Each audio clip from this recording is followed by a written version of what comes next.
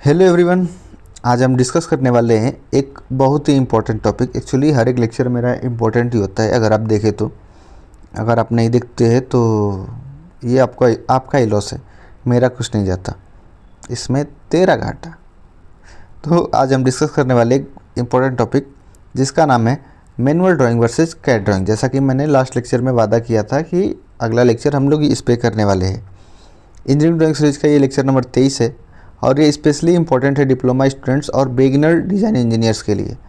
ठीक है, जो भी मैकेनिकल इंजीनियर्स है, डिज़ाइन इंजीनियर्स है, उनके लिए बहुत ज़्यादा इंपॉर्टेंट है कि पहले हम लोग मस्त drawing board, paper, scale use करके ड्राइंग बनाते थे, लेकिन अभी हमें कंप्यूटर की यूज़ पड़ती है, सॉफ्टवेयर्स की यूज़ पड़ती है। क्यों? तो आज के ये ड्राइंग में हम लोग देखने वाले हैं। तो इंजीनियरिंग ड्राइंग मेनली दो तरीके से बनाई जा सकती है। पहला है मैनुअल ड्राइंग, हैंड ड्राफ्टिंग। दूसरा है कैड ड्राइंग यानी कंप्यूटर एडेड डिज़ाइन, कंप्यूटर से हम लोग बना सकते हैं। दोनों सेम इंजीनियरिंग प्रिंसिपल फॉलो करते हैं। Projection rules, dimensioning rules, section rules सब सेम होते हैं। डिफरेंस सिर्फ टूल्स और वर्कफ्लो का होता है। ठीक है, मतलब कि बनाने का तरीका अलग होता है, बाकी सब चीज़ सेम होता है। सारे रूल्स सेम होते हैं, सारे चीज़ें सेम होती है। लाइन उधर डैश मतलब हिडन लाइन आनी चाहिए, तो वो कैड में भी हिडन लाइन आएगी, मैनुअल में भी हिडन लाइन आएगी। लेकिन कैड में क्या करते हैं हम लोग, सॉफ्टवेयर की मदद से वो लाइन बनाते हैं, लेकिन मैनुअल में हम लोग अपने हाथों से बनाते हैं। ये मेन डिफरेंस होता है।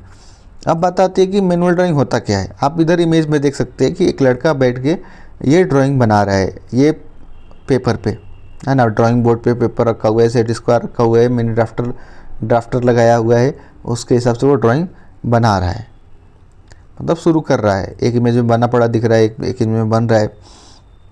मैनुअल ड्राइंग का मतलब होता है कंप्लीटली हैंड से ड्राइंग बनाना। इसमें हम लोग यूज़ करते हैं drawing board, T square, set square, compass, protractor, pencil, mini drafter. ये पूरा प्रोसेस हैंड कंट्रोल पे होता है। जैसे कि ड्राफ्टर और मिनी ड्राफ्टर में मेन अंतर क्या होता है, मिनी ड्राफ्टर ड्राफ्टर का छोटा वर्जन होता है ना, बस यही अंतर होता है। ये पूरा प्रोसेस हैंड कंट्रोल पे डिपेंड करता है और जो शीट बनती है वो फिजिकल पेपर पे होती है। अभी इसमें भी क्या प्रॉब्लम होती है ये भी हम लोग देखेंगे। Features of manual drawing. Manual drawing थोड़ा टाइम कंज्यूमिंग होता है। एक्यूरेसी आपके स्किल पे, हैंड स्किल पे डिपेंड करती है कि आपके हाथ कितना स्मूथली चल रहा है वो ड्राइंग पे, ड्राइंग शीट पे और वो पेंसिल के हिसाब से। अगर मिस्टेक हो जाए तो करेक्शन करना बहुत प्रॉब्लमेटिक होता है। जैसे कि इरेज करो, दोबारा से ड्रॉ करो। स्टोरेज भी फिजिकल शीट में होता है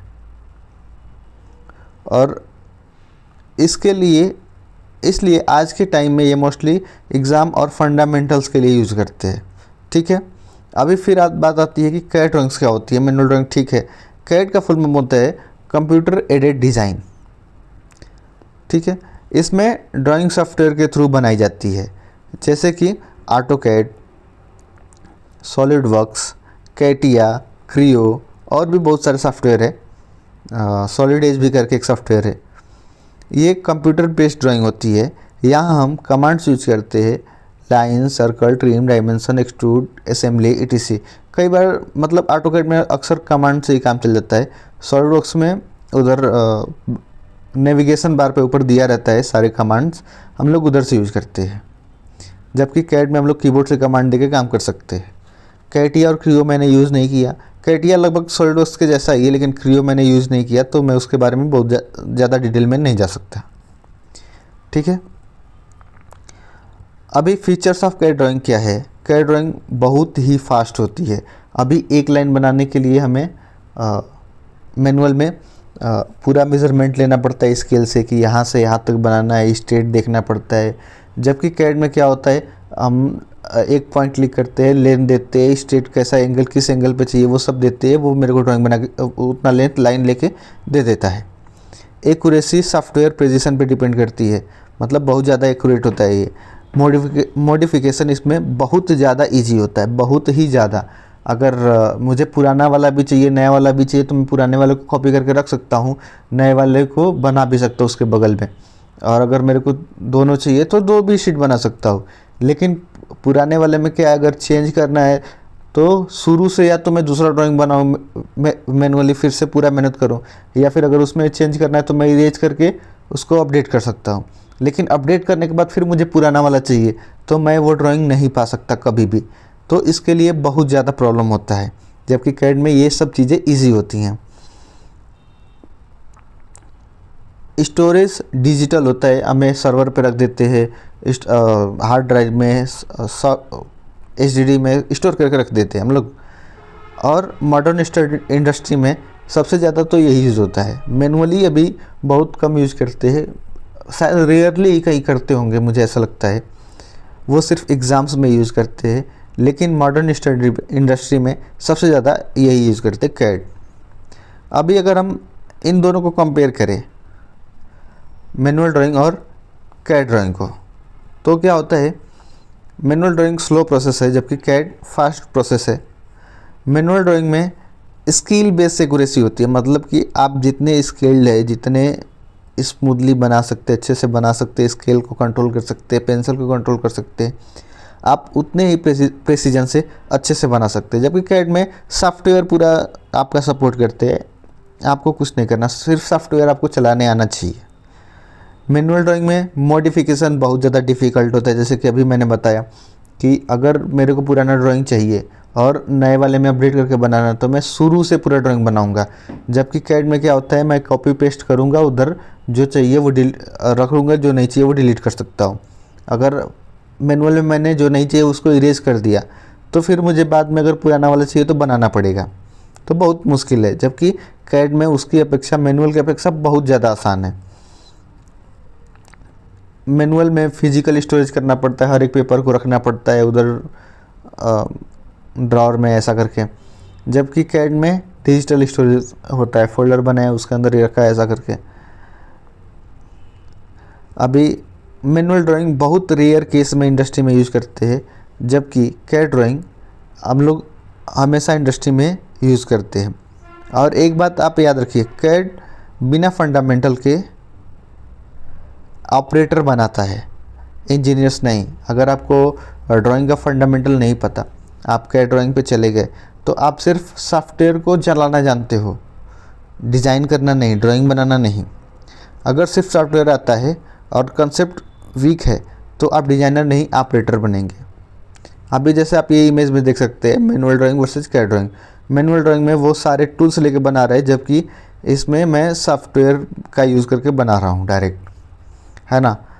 अभी कई बार हम लोग क्या करते हैं कि कई बार चेंज करना रहता है, तो एक ही स्क्रीन पे मैं 2 ड्राइंग शीट एक साथ नहीं देख सकता। तो इसके लिए पहले ड्राइंग का प्रिंट लूँगा, नीचे मुझे क्या क्या चेंज करना है उसको मार्क करूँगा, फिर सॉफ्टवेयर में मैं डायरेक्ट एडिट करते चला जाऊँगा, ठीक है।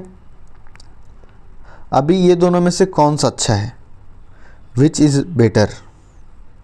For exams manual concept are important. सबसे ज़्यादा मैनुअल कंसेप्ट पे ध्यान रखिए अगर आप एग्ज़ाम्स दे रहे तो। लेकिन इंडस्ट्री के लिए कैड भी ज़रूरी है ना। मैनुअल कंसेप्ट के साथ साथ कैड भी ज़रूरी है। आप इंडस्ट्री में हाथ से नहीं बनाएंगे चलेगा, लेकिन कैड आना चाहिए, और कैड आने के साथ साथ आपको ड्राइंग के सारे कंसेप्ट आने चाहिए। स्ट्रॉन्ग इंजीनियर वो बनता है, डिज़ाइन इंजीनियर, जिसको फंडामेंटल भी स्ट्रांग हो और कैड स्किल भी उसकी स्ट्रांग हो।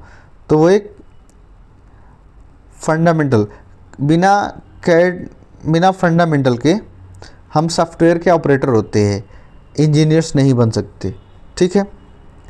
अभी कुछ कॉमन मिस्टेक्स होती है जो अक्सर पढ़ते टाइम, सीखते टाइम ड्राइंग के हो जाती है। अब कई बार सीधा सॉफ्टवेयर पे जंप करना ये बिल्कुल गलत है। पहले आप बेसिक समझिए, ड्राइंग सीखिए, उसके बाद आप सॉफ्टवेयर पे जाइए तो अच्छा रहेगा। मैनुअल ड्राइंग के बेसिक्स को इग्नोर कर देना ये भी गलत है। कमांड्स को सीखना लेकिन कंसेप्ट को नहीं। अभी जैसे ऑटोकैड में एक कमांड है लाइन के लिए, एल एंटर, है ना। तो हमें लाइन क्यों खींचनी है ये नहीं पता, किधर खींचनी है ये नहीं पता, हमें बस एल एंटर पता है, तो इससे नहीं होता है।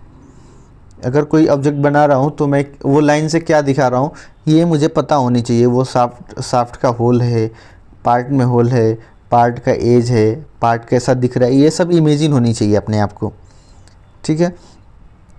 अगर ये सब गलतियाँ करेंगे तो रिज़ल्ट क्या होगा इसका कि डिज़ाइन को समझने में कमज़ोर हो जाएंगे आप, है ना। अभी इंडस्ट्री रियलिटी क्या है, आप इमेज में अभी देख सकते हैं कि शॉप फ्लोर में उधर सामने मैन्युफैक्चर हो रहा है, इधर डेस्कटॉप रखा हुआ है जिसमें आपको 3D 2D सब दिखेगा, है ना। तो वर्कर्स कई बार आके इधर, जो एक ऑपरेटर हमेशा बैठा रहता है, मतलब कि डिज़ाइनर जो एक्सप्लेन करता है ऑपरेटर को कि ऐसा करके ये पार्ट है। कई कंपनियों में नहीं, वो डायरेक्ट हम लोग प्रिंट करके दे देते हैं, वो चला जाता है, वो अपना करते रहते हैं। All drawings are CAD based, industry में सभी कैड बेस्ड ही होते हैं, 3D मॉडल यूज होते हैं। हम लोग 2D में काम करते हैं, कई कंपनियां 3D में करती हैं। BOM ही जनरेटेड डिजिटली, BOM को अब लोग कभी बनाते नहीं है, लेकिन अभी तो हम लोग मैनुअली बनाते हैं एक्सेल में यूज़ करके।